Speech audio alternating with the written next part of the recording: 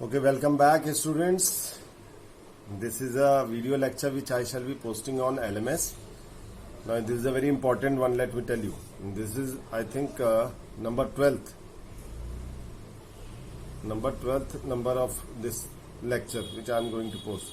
It may be 10th or 12th, whatever it is.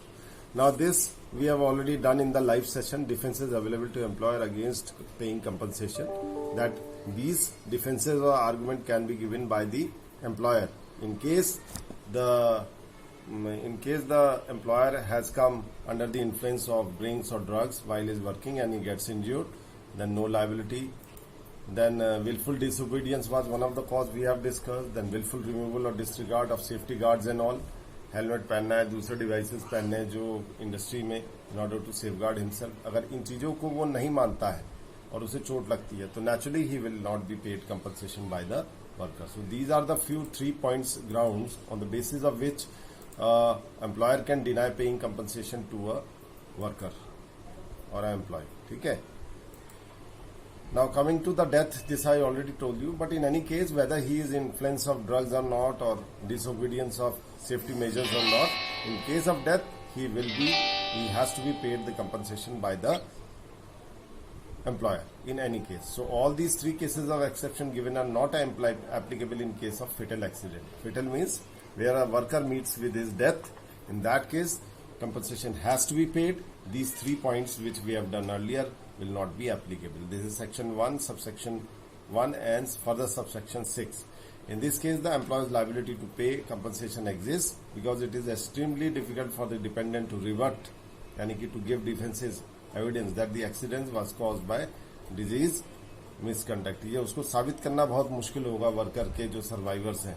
इसलिए कानून ये कहता है कि डेथ केस में उसको कॉम्पनसेशन पे किया जाएगा. ठीक है.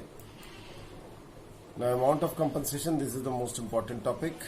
Amount of compensation to be paid to a workman depends upon the nature of injury caused by the accident. किस प्रकार की इंजरी है, monthly wages of the workman concern, क्योंकि ये फॉर्मूले में आएगा सब कि कितनी मासिक तनख्वाह है उसकी.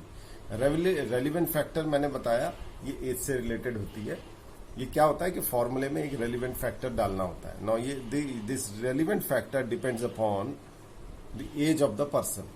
तो एज तो एक टेबल होता है जिसमें एक तरफ एज होता है और सामने उसके रेलिवेंट फैक्टर होता है. अगर एग्जाम में ये न्यूमेरिकल आते हैं तो relevant factor for that particular age will be given, वो मैं दे दूंगा. ठीक है. अभी आगे न्यूमेरिकल्स में ये बिल्कुल क्लियर हो जाएगा आप लोगों को.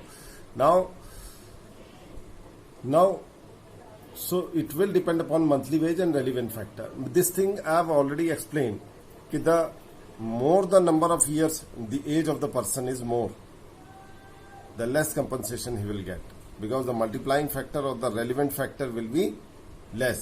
Whereas in case of, let's say, a person of 21 years and 50 years meet with the same kind of injury. Now if compensation is paid, this I asked in the live session, the compensation will be less in case of 50 years person, and in case of 21 years person it will be more. Because for a person who is younger in age, he has more productive life ahead of him. So naturally, the relevant factor has been made accordingly. Similarly, a person of more age, he has less number of productive year ahead of him. So naturally, he will be paid less. Relevant factor will be less. As a result, in the formula when it is put, the total calculation will result in less amount of compensation being paid to a person who is of more age. ठीक है. Now section 4 provides for compensation in case of death, permanent total disability, permanent partial disability, temporary disablement, whether total or partial. So these are the 4 categories of formulas that we are going to calculate. ठीक है. Permanent total disability हमने पहले के part 1 schedule में देख रखा है. जैसे दोनों आंखें चलेगी, दोनों हाथ चले गए, यानी कि there is 100% loss of earning. तो तब ये फॉर्मूला परमानेंट टोटल डिसेबिलिटी का लगेगा. परमानेंट पार्शियल में मैंने बताया था कि the loss of earning, the percentage is given in some case it में 20%, 30%, 50% depending upon the injury. So permanent partial percentage is less, where is permanent total में 100% disability है. बट वो जो रेलिवेंट वो दे रखा है वो इन्हीं स्लाइड्स में वो हम देख सकते हैं. ठीक है. then temporary disablement where total or partial. ठीक है. So now,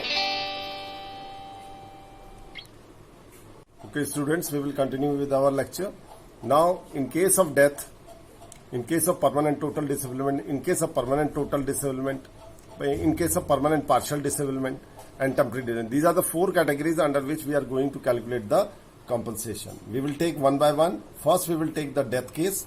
So where the death results from injury, the amount of compensation shall be equal to 50% of the monthly wage with the relevant multiplied by the relevant factor divided by 100. So this is the formula for calculating compensation for death. So I will give you an example. For example, monthly wages of a workman is rupees 9,000. His age is 21 years. So 21 years का जो relevant factor है वो given है, वो इतना है. So we'll put in the formula and we get a figure of rupees 10 lakh 200 195. So this is the amount of compensation a person who is 21 years of age who meets with the debt during his employment, in course of employment and out of employment. So in this case, his compensation is calculated as 10 lakh 2,100